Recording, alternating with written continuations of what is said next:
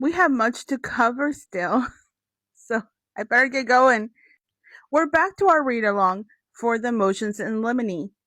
This is part 7. Motion in limine number 14 to preclude speculative evidence about the use of bots.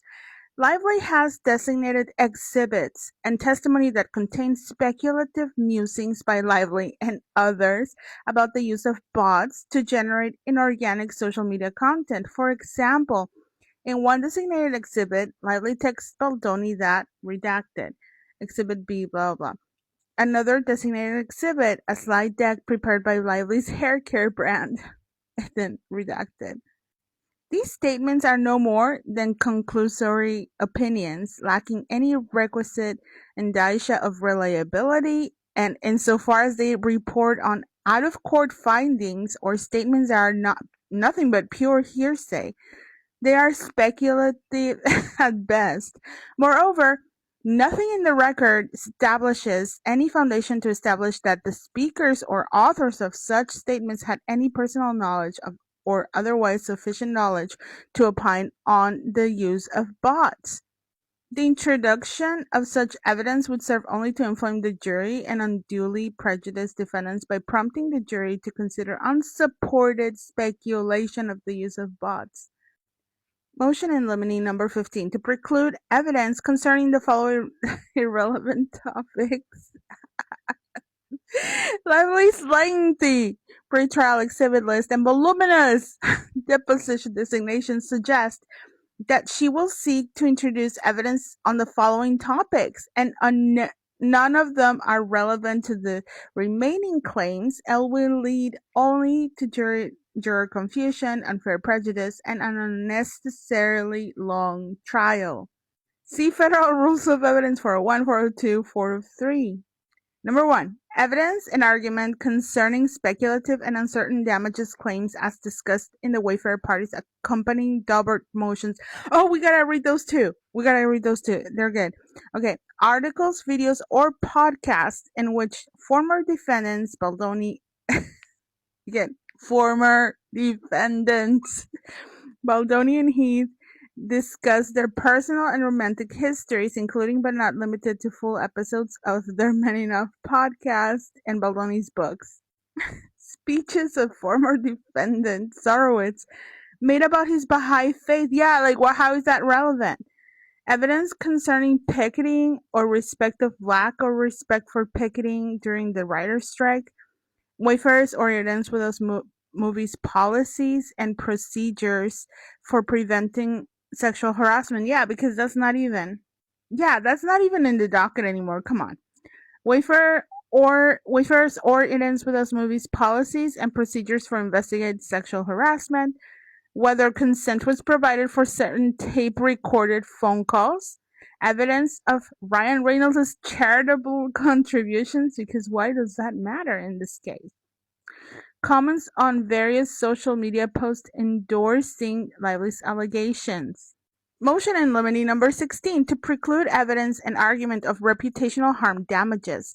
Plaintiff's failure to comply with Federal Rules of Civil Procedure 26A1A I don't know. Warrants inclusion of reputational harm damages. The Federal Rules of Civil Procedure 26 requires that at the outset of the case, without waiting for discovery, a party provide computation of each category of damages sought in the pleadings and the documents that the party relied on in computing those damages. This computation requires more than setting forth a damages amount or mere arithmetic calculation. In the case for Gem Doors Repairs Incorporated and Young Equipment Sales Incorporated, it says precluding damages where plaintiffs failed to provide a coherent computation of damages and failed to provide the documents or other evidentiary material on which computation was based. In another case, it says failure to identify the categories of damages sought by the plaintiff or provide computation of those damages in an initial disclosure is alone sufficient to preclude her from submitting evidence of it in a trial.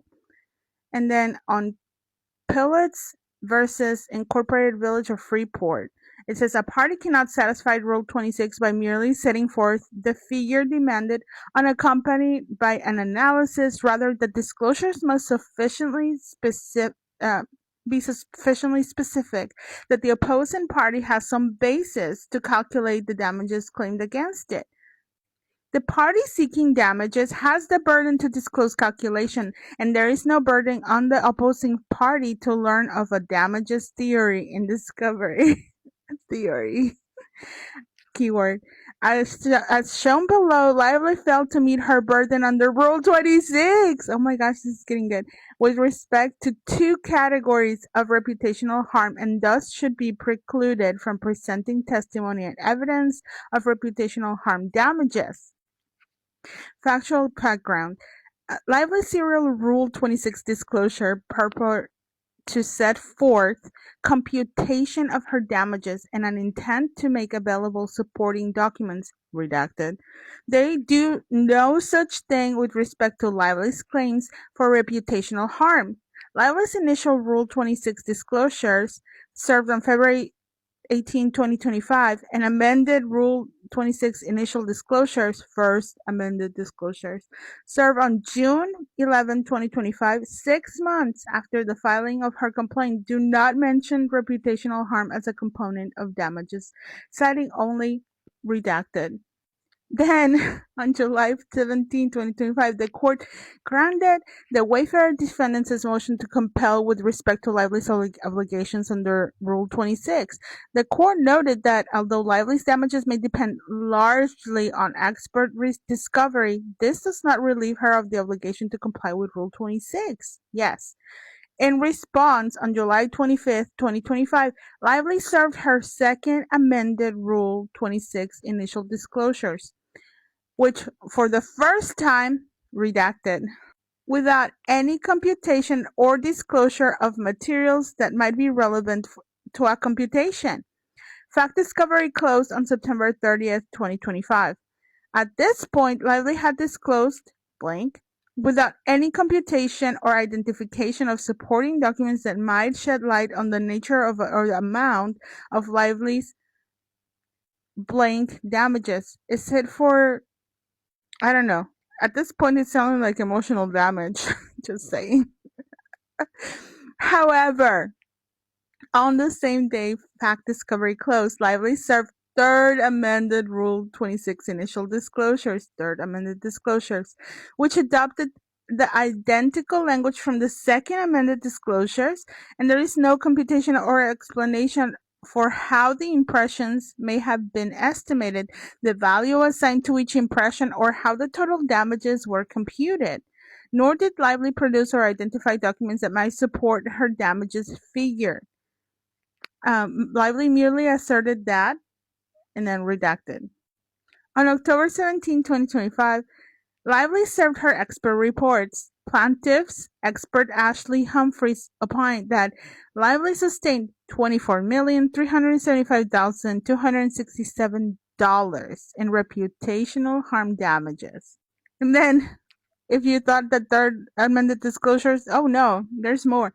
Lively's fourth amended Rule 26 initial disclosures, 4 amended disclosures, allowed on October 29, 2025, a month after discovery had closed.